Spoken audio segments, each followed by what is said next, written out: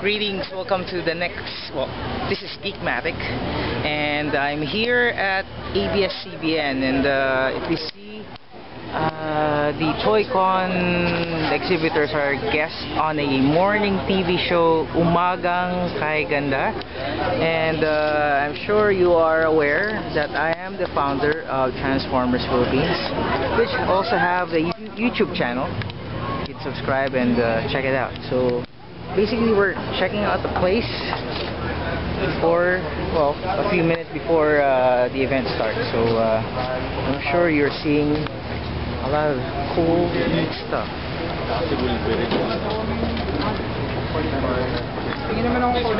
So basically, we're gonna be live on television.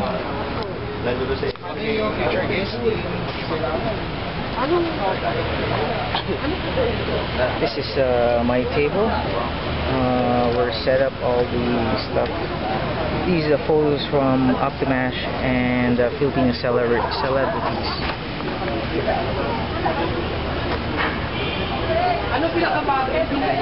This is Toy Story toys by one of the PTK members.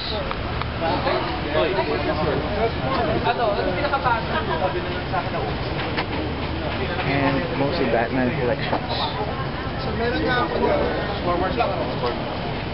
Toy Story. So basically, you see, we're pretty much busy right now, so I'll keep you updated on those stuff.